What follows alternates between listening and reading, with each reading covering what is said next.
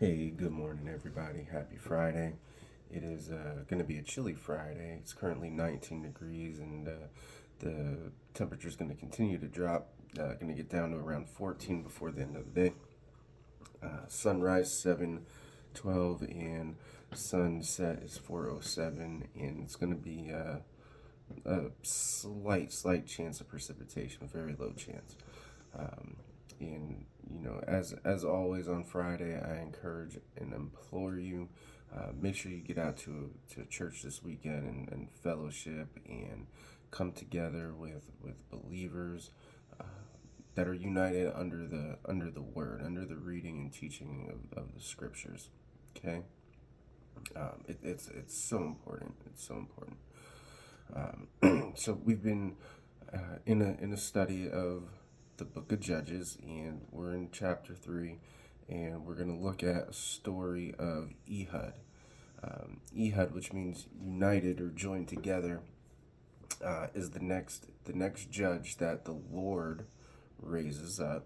Okay, and the Lord raises him up, and so we're going to start seeing a pattern, a cycle, I guess a sin cycle coming up as we go through here. And so um, in verse 12, the people of Israel did what was evil in the sight of the Lord. Boom. Okay, so apostasy. Again, turning back away from the Lord. And the Lord strengthened Eglon, the king of Moab, right? So notice who rises up against, or who is the one behind the rising up of the enemy kings. All right, it says the Lord. Okay, and the Lord rose up, or strengthened, rose up, strengthened. The Lord strengthened Eglon. Eglon means calf-like. Okay, that's it's interesting that he's calf-like because the golden calf images and the worshiping of the calf um, among the Israelites, and the idolatry behind it, and this king, is his name means calf-like. It's very interesting, especially since it's because of their apostasy that the Lord raised up Eglon. Okay, uh, so Eglon against Israel because he had done what was evil, because they had done what was evil in the sight of the Lord. Okay, and then also Eglon, what he does in verse 13, he calls to himself the Ammonites and Amalekites. Now, the Ammonites were descendants of Lot, and the Amalekites are descendants of Esau. Okay, descendants of Esau, and Esau was the brother who gave up his birthright. Okay, he gave up his birthright. So the ones who gave up their birthright, and Lot was the one who wanted to do his thing and left Abraham and settled in Sodom, right? And so you see that the people that come against Israel are rebellious toward God, and he's raising them up because Israel's rebellious towards God. It's amazing how that works. Um, and so, and then it says he defeated Israel, and they took possession of the palms, the city of the palms, which is Jericho. And so Moab was expanding west. Okay, Moab's expanding west, and they took the city of Jericho.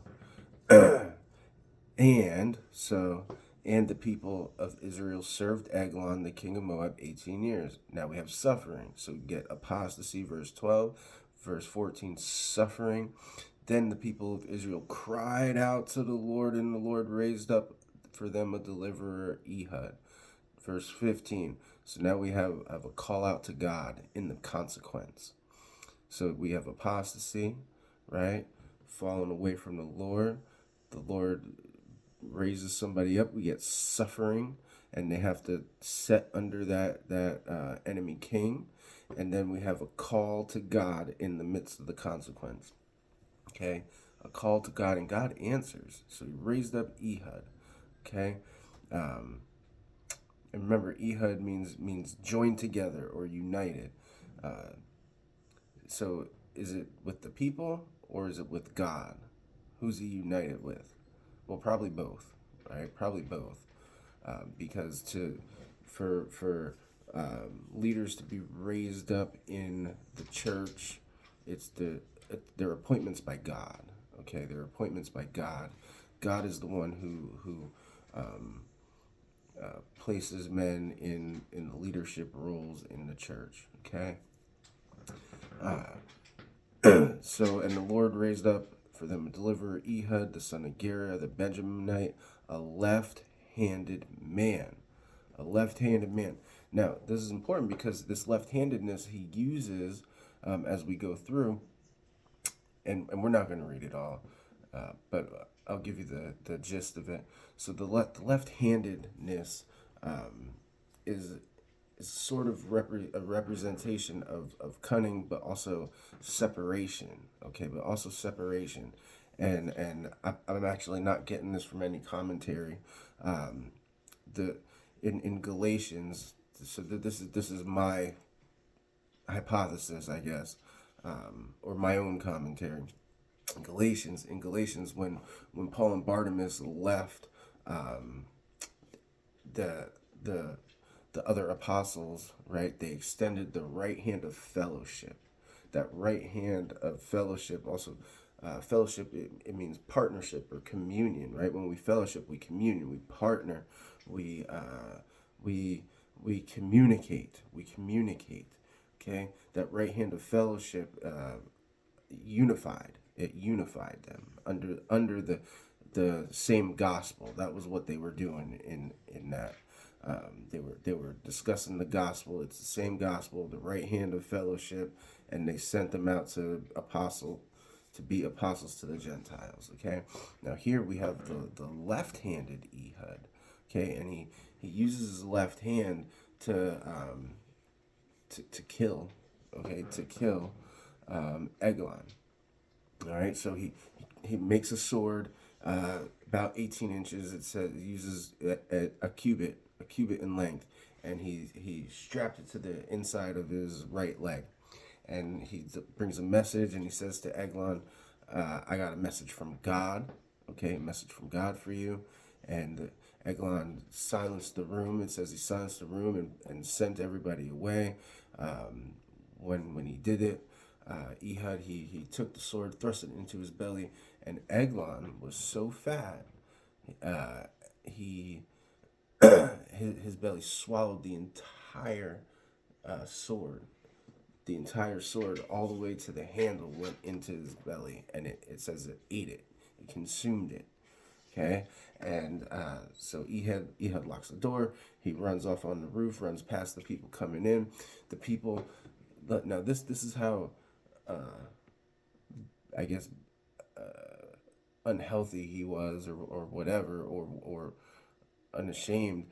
But so they saw the door was locked, and the first thing they assume is he's using the bathroom. He's relieving himself. Okay, and so they wait, and and then they finally go in and find him dead. Okay, they finally go in and find him dead, and then so verse 26, Ehud escapes. Uh, he escaped while they delayed, and they passed beyond the idols, and he passed beyond the idols and escaped to Sarai. When he arrived, he sounded a trumpet in the hill country of Ephraim. Then the people of Israel went down with him from the hill country, and he was their leader. And what's he say to them? Follow after me, for the Lord has given your enemies, the Moabites, into your hand. Okay, so we have the call, we have an act of obedience, an act of faith, an act of trust. Okay, and then what? Deliverance. We have deliverance. So apostasy, suffering, call, deliverance. Okay, deliverance, a return back to God too. Notice the Lord has. Okay, um, so they went down after him and seized the fords of the Jordan against the Moabites and did not allow anyone to pass over. And they killed at that time about 10,000 of the Moabites. Okay, so Moab was subdued that day under the hand of Israel, and the land had rest for 80 years. And then the last part, peace. Okay, peace. Apostasy, suffering, a call out to God in the consequence of suffering, deliverance, peace. Peace when we're in communion with, in fellowship with the Lord.